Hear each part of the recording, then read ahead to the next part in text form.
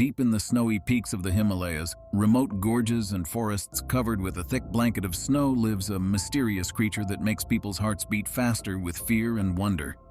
This mysterious giant has already caused controversy and gossip in the world. He is known as Bigfoot or the Sasquatch, a creature that has been the subject of legends and myths for centuries. Yarringma, the Yeti, is a monstrous creature living in deep gorges and caves, covered in fur and possessing inhuman strength. Its eyes sparkle in the darkness and its cry reverberates throughout the valley, making the hearts of inexperienced travelers tremble. Some claim to have heard its eerie rumbling roar in the night. Others claim to have seen its huge footprints in the snow left by its giant paws. Legends about Bigfoot have survived the centuries and penetrated the consciousness of many cultures and nationalities.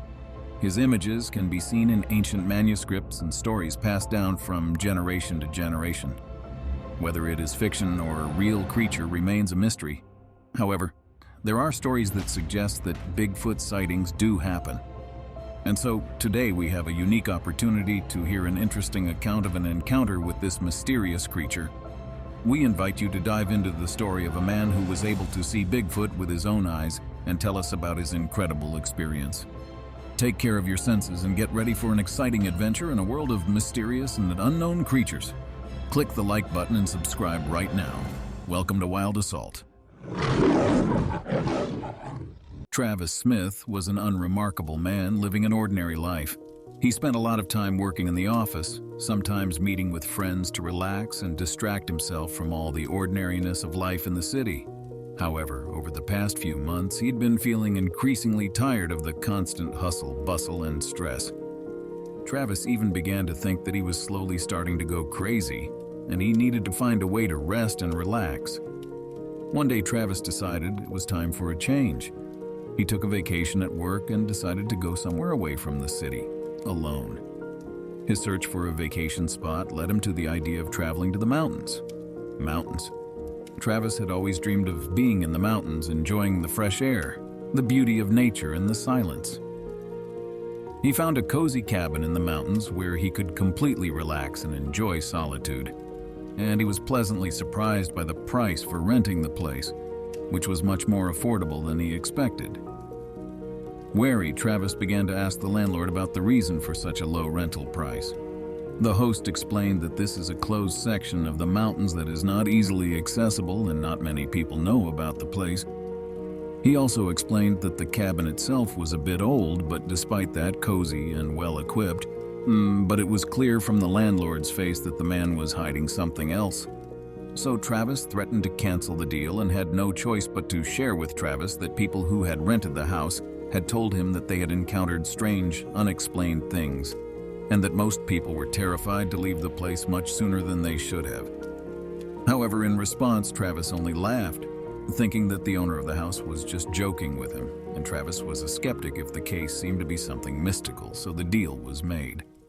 The owner of the house sent a guide together with Travis so that the man could successfully reach the future place of his stay. On the way to the mountain house, the guide began to tell Travis about the scary stories associated with these places. He mentioned that a few years ago in the same area, people had repeatedly seen some kind of humanoid creature. The guide told him that the locals called the creature Mountain Man and considered it supernatural. They talked about its enormous size, strength, and speed, but no one could give an accurate description. Travis, even though he was a skeptic, still felt some anxiety, but decided to ignore the guide's fictions and enjoy his vacation in the mountains. When Travis and the guide arrived at the place, he gave the man a walkie-talkie and shared the right frequency so that in case of emergencies, Travis could contact the guide and ask for help. The house Travis stayed in was cozy and nicely furnished. It had expansive windows that gave a spectacular view of the mountains. Inside, there was plenty of wooden furniture, a fireplace, and everything needed for a comfortable stay. Travis began to immerse himself in the atmosphere of the place. The distant mountain peaks, the silence, and fresh air, all this brought him incredible peace. The man felt at home and was happy with his choice. At first, everything was fine. Travis had a great time in the mountains, waking up early every day to enjoy the sunrise and the amazing mountain views. After breakfast, he would go for a walk around the neighborhood, exploring nature and admiring the beauty of the majestic mountains. He also practiced yoga and meditation, enjoying the peace and quiet around him. But one day, Travis began to notice strange things when he heard some strange noises in the night. They were rustles that sounded like footsteps, and he often felt that someone was watching him. Sometimes it seemed to him that someone was passing by his window very quickly. But when he went outside, he could not find any traces of someone's presence. At first, Travis tried to explain all these strange phenomena rationally, but as time went on, he began to feel anxious and nervous. He began to think that something was wrong in the house, and he felt the presence of something vague and ominous. After what happened, Travis decided to leave the place the next day, even though he would lose his prepayment money. Travis woke up and started to pack his things at a fast pace to get away from this frightening place. As soon as Travis decided to contact the guide to get him, he was surprised to find that his radio was not in the place where Travis had supposedly left it. The man was overcome with fear. Travis was scared to the point that his hands began to tremble. He started searching the whole house, going through his belongings in search of the device, but he couldn't find a single trace of the walkie-talkie. Panic gripped him when he realized that he was incommunicado and completely alone in this gloomy place. Travis didn't know what to do. His heart began to pound frantically and fear encompassed him from head to toe. The man decided that he should leave the house and try to get to the nearest village to call for help. But the problem was that the weather outside was very bad, and because of the blizzard, he couldn't even see the approximate direction he had come from. After waiting for a while for the blizzard to subside, Travis got out of the house and walked supposedly in the direction he had come from, and walking down the snowy slope, Travis found the forest that the man remembered they had traveled through with the guide. This pleased Travis, as he knew he was on the right track. Travis continued moving through the woods and had to navigate through tree debris, snow drifts, and high drifts. He felt his hands and feet go numb from the cold, but fear and adrenaline kept him moving. Despite all the difficulties, Travis didn't stop because besides feeling tired, he still had the feeling that someone was following him and he needed to hurry to get out of this place. He could hear rustles and sounds behind his back, and it made him even more tense. Suddenly, at some point, when Travis was at the end of his strength, he felt his legs give out and he collapsed on the snow. He tried to get up, but his body refused to obey him, and his head went dark. Travis lost consciousness. Travis woke up in total darkness, not knowing what was going on. When he opened his eyes, he realized that he was in a cave. He felt the icy air and heard the sounds of dripping water. Panic began to overwhelm him, and he took a deep breath and tried to stay calm. Looking around, he noticed a narrow passage in the cave wall. He was exhausted, but he decided to try to get out. Climbing over the rubble, he squeezed through the passage and emerged into another cave. Travis continued to move forward, shining his flashlight on the way. He traversed through narrow corridors and rocks, sometimes having to take narrow paths. Finally, after much wandering, he saw a light at the top. His strength was leaving him, but he gathered his last reserves of energy and began to climb up. When he finally made it to the surface, the light of the sun blinded him and he fell to the snow, feeling as if his legs were no longer holding him up. Travis lay down on the snow. The weather was favorable, but the man was still very cold, and he began to think that he was not destined to get out of this forest and get closer to civilization. Travis again felt that he was losing consciousness.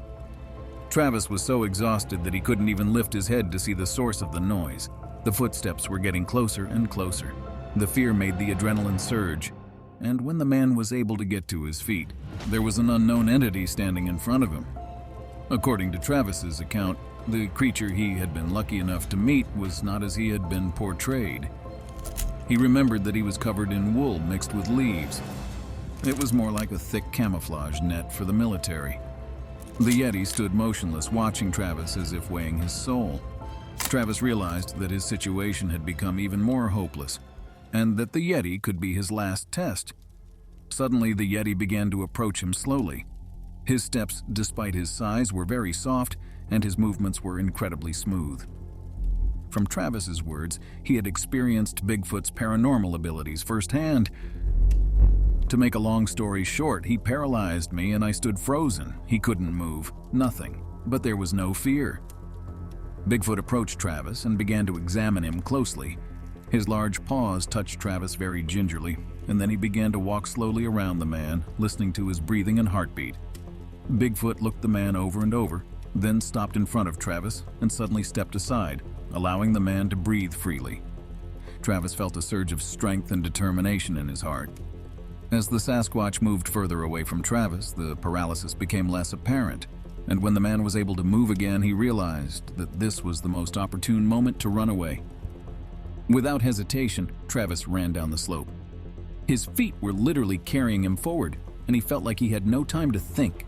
He just ran, trying to get away from this nightmare, and the Yeti just stood there watching his prey run away from him. Travis ran as fast as he could until he was a safe distance from the Yeti. He turned to look at the creature that had held him in its grasp for so long. Bigfoot stood still, watching him, as if waiting for the man to move farther away, hidden behind thick trees and bushes. Travis knew that this was an unusual and incredible experience, and that he would never forget this encounter with Bigfoot. But right now his main concern was to get out of this place and back to civilization. He kept running, feeling the adrenaline still pulsing through his veins. He wasn't sure he would make it to safety in time, but he knew he had to try. As he continued through the forest, Travis suddenly heard a menacing growl and noise. He stopped in place, feeling a primal sense of fear. Another Yeti came out from behind the trees, but this time it was aggressive towards Travis. The creature was much larger than the first one and looked much more threatening. It began to approach the man with a menacing expression on its face, growing over him like a mountain. Travis felt the adrenaline rush over him again, but this time the fear began to slowly creep up on him. He didn't know what to do. Should he stand still and grab onto something for self-defense or try to run away? As soon as Travis made the decision to pick up something from the ground to protect himself, he realized he was paralyzed again, and he couldn't even look away as the Yeti slowly but surely, apparently cautiously, approached the man. Travis began to think that this was the end. His eyes began to flash back to all the moments of his life, which at this point did not seem as bad as before.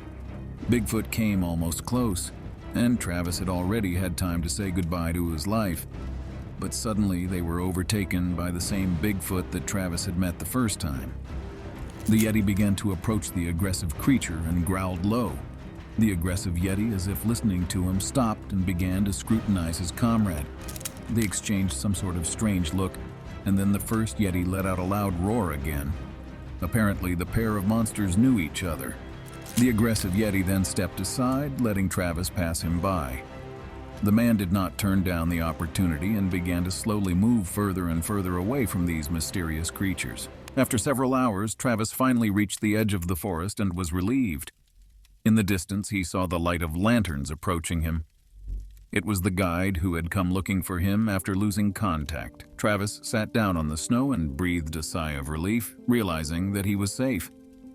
He told the guide his whole story, including his encounter with Bigfoot in the cave and his rescue from the aggressive creature. The guide looked at Travis with disbelief, trying to calm him down and assure him that the man had only imagined it, that it was just a figment of his imagination.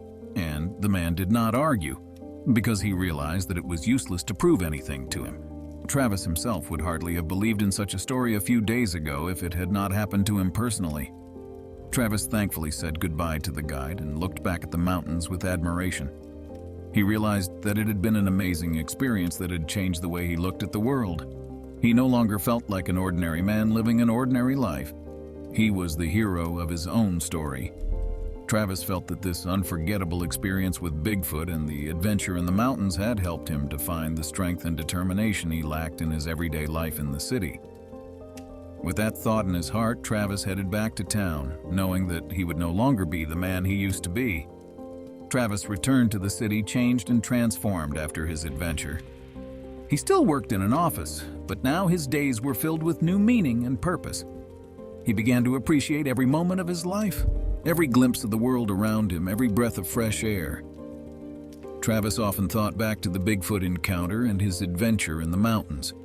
He realized that this was not just a random episode in his life, but a real ordeal that changed him forever.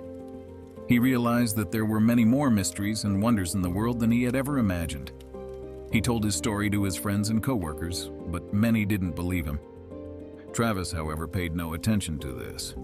He knew he had experienced something amazing and unrecognizable, and that was enough for him. Travis became more open to the world, more appreciative of every moment of his life. He learned to live in the here and now, to enjoy every day and every minute. His heart was full of gratitude and respect for this extraordinary experience.